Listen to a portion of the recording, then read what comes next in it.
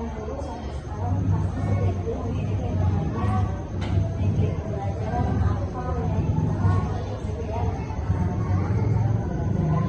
Jadi setiap guru itu harus memiliki yang namanya terkadang rencana pembelajaran yang kita buat dengan di lapangan tidak sesuai. Tidak sesuai di mana ya?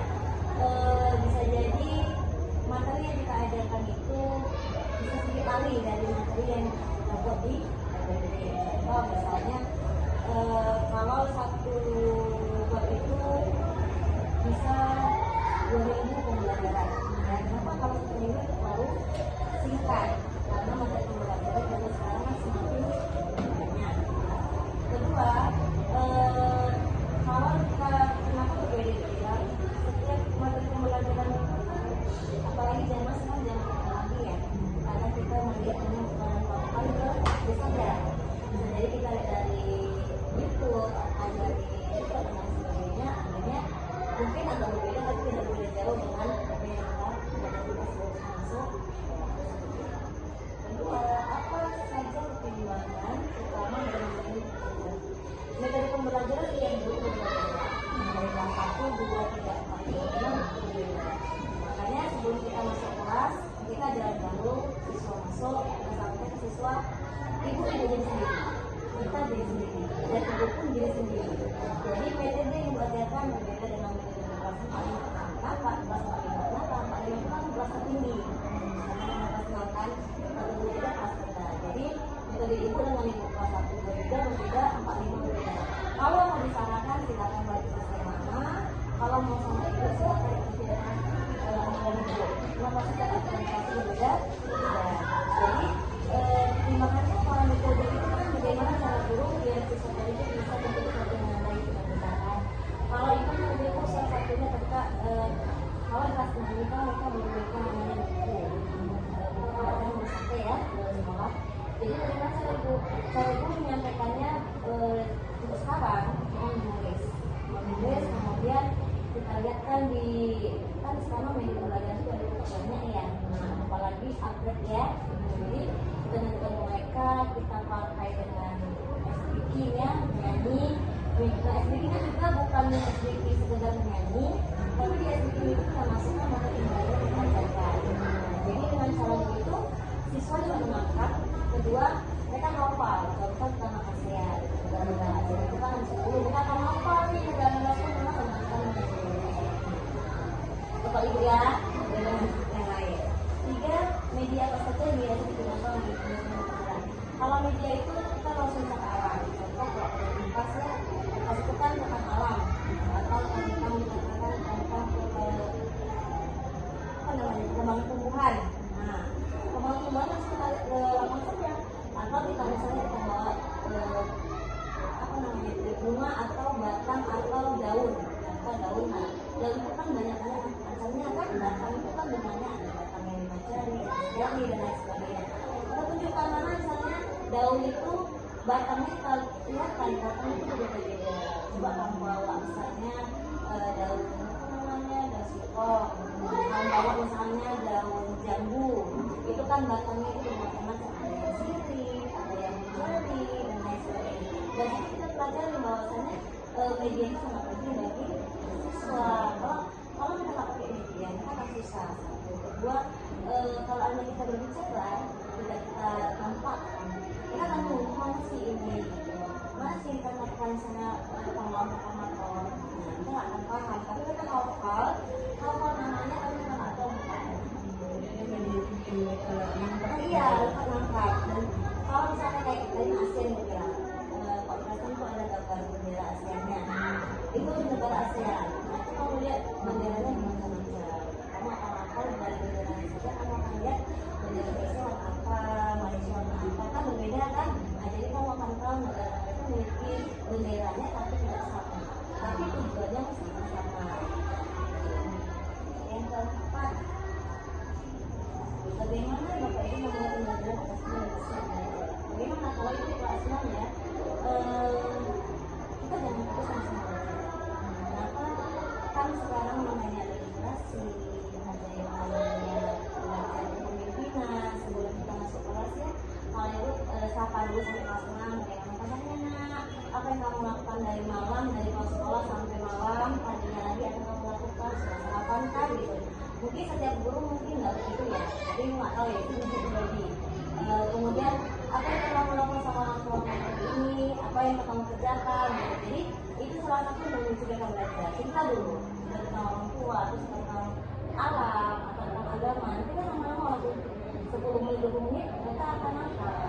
Jadi lepas itu baru masuk sisi pembelajaran. Tapi kalau kita langsung masuk pembelajaran, kita kan jenuh, cepet aja belajar. Kan waktu itu lama, panjang. Kalau kita misalnya jam 7.30 biar kita langsung masuk, kita langsung kasih mereka pembelajaran, kita akan bosan. Apalagi dari 9.15. Kan waktunya sangat lama kan, mereka akan jenuh. Jadi kita ajak dulu untuk belajar pemimpinan, tanggung jawab, cerita dulu. Jadi alur dulu kayak mana kamu di rumah, apa kamu lakukan di rumah. Dan apa saya investasinya ibu, kalau nggak sehat nggak sehat, kamu corona.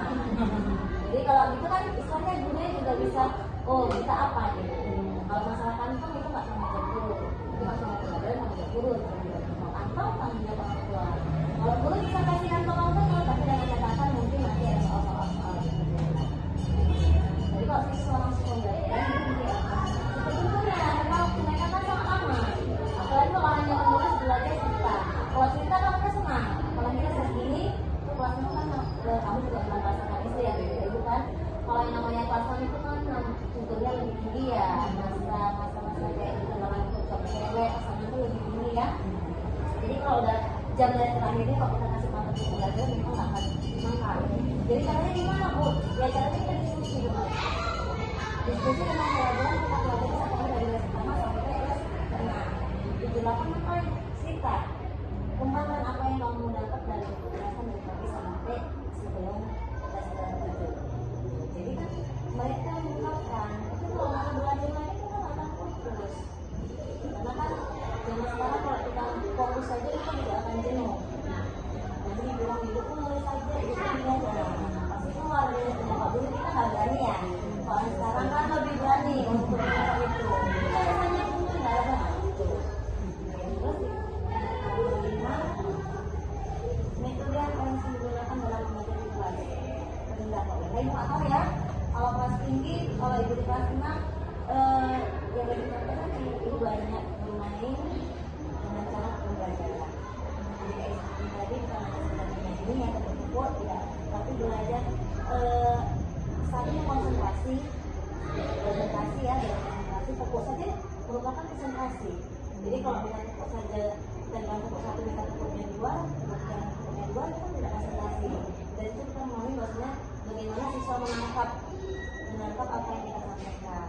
Dan metodenya itu beda dari metode guru sama metode belajar. Kalau ibu ya tadi, kalau kelas 1 mungkin ya sama. Kalau ibu saya mau kelas 5 kenapa? Karena kalau kelas 6 ini ya kalau dari marahin jangan dibiarkan, harus dirangkul. Karena memang kelas 6 ini kelas yang paling ekstrim. Kenapa? Ternyata di kelas 6 ini anak broken home semua. Jadi kalau di kelas 6 ini ibu lebih ekstranya gitu. Jadi dimarahi, dirangkul, lepas karena rata-rata kalau bukan lepas dibiarkan ya, dilepas lagi untuk mencari jati diri sendiri. Karena kalau misalnya kita marahin, kita biarkan, kita akan lebih ekstrim lagi, lebih menjadi. Lalu pas dimarahin, kita kasih arahan. Kalau kamu misalnya nggak belajar, kalau kamu cabut, kalau kamu apa, yang mungkin kita digaji kok, itu digaji di pemerintah. Kalau kamu nggak digaji, tapi kamu orang tua kamu ngeluarin uang, membayar ke sekolah lagi, lepas itu sia-sia kamu pulang sekolah nggak bayar. Kalau itu orang apa gaji bu, kamu nggak bayar. Lalu kamu apa ini? Jadi pas sebenarnya kamu hanya ke sekolah sekedar niatnya, kan itu kan rukunnya kita dulu sana. Rukun itu aja kalau niat kamu aja udah bisa dari rumah. Aku sekolah cuma belajar, aku sekolah nggak belajar, aku sekolah cuma mau tidur. Jadi niat dari awal kamu pergi sekolah sampai cuma kamu tidur aja. Kamu nggak belajar. Kalau kamu sedang belajar, saya mau kasih orang tua, malah kamu nggak belajar. Jadi setiap guru itu metodenya berbeda. Kalau kamu nggak tahu, kita ini itu. Ada kelas biasa kan saya.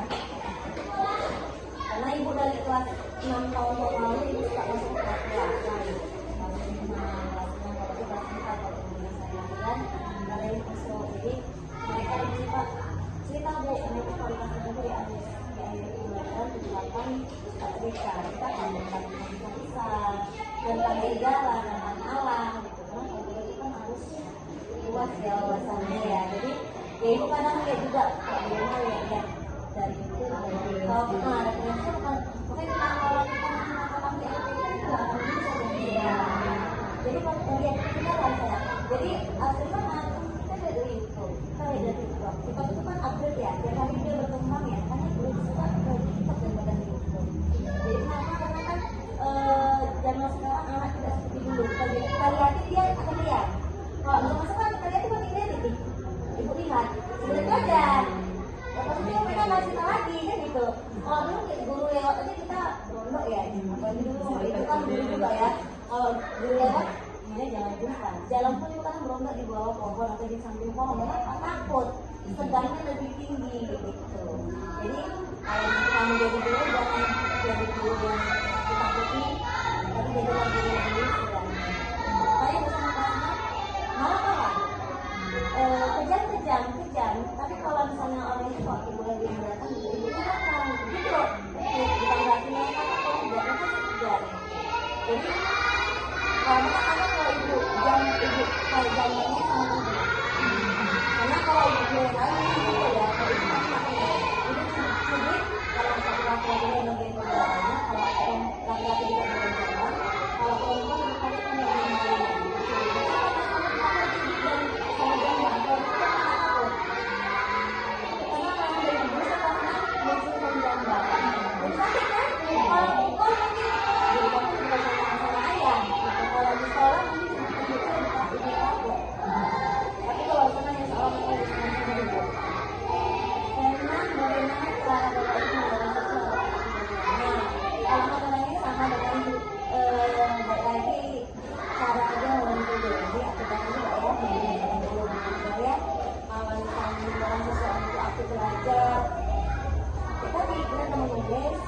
jelaskan kalau mereka paham berarti mereka menangkap materi. Kalau tidak paham kita balikan lagi bagian mana yang kamu nggak paham. Kamu suka sama itu kamu atau kamu jelaskan dengan versi kamu sendiri.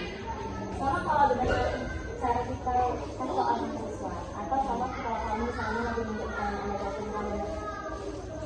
Kalau kamu lagi menunjukkan penjelasan kamu sesuai nggak apa yang kamu baca dengan yang kamu tulis di kertas? Beda kan? Kalau beda sih sama dengan siswa juga. Tapi mungkin kalau kamu sudah bisa pakai bahasa yang baik ya bakunya udah bagus. Kalau siswa itu kan bakunya belum pas ya, masih pakai bahasa katakan non baku. Jadi memang bahasanya bahasa yang dalam arti kata dan kita kan sebagai guru nggak boleh langsung menjudge itu salah. Itu nggak boleh ya. Kenapa? Karena kalau dari langsung kita bilang salah dia nggak akan lalu ngapa kali kita bilang salah. Nggak boleh kan? Dalam kesempatan nggak boleh. Jadi kita bilang apa? Benar, tapi kurang lagi dikit lagi biar pas. Kurang pas sedikit lagi apa ya kira-kira dia akan menggali pemikirannya. Ini lagi kurang lagi. Nah, dia akan terus menggali. Jadi dengan itu juga sudah bagus, tapi kita nggak langsung menjelaskan itu salah. Karena kalau kita bilang salah dia akan bilang ternyata salah ya. Lepas kita apalagi nak jabat benar dia akan mengikuti dia udah bilang salah. Jadi mahasiswa pun kita nggak langsung bilang salah. Tapi nggak tahu ya cara dosen kan berbeda ya.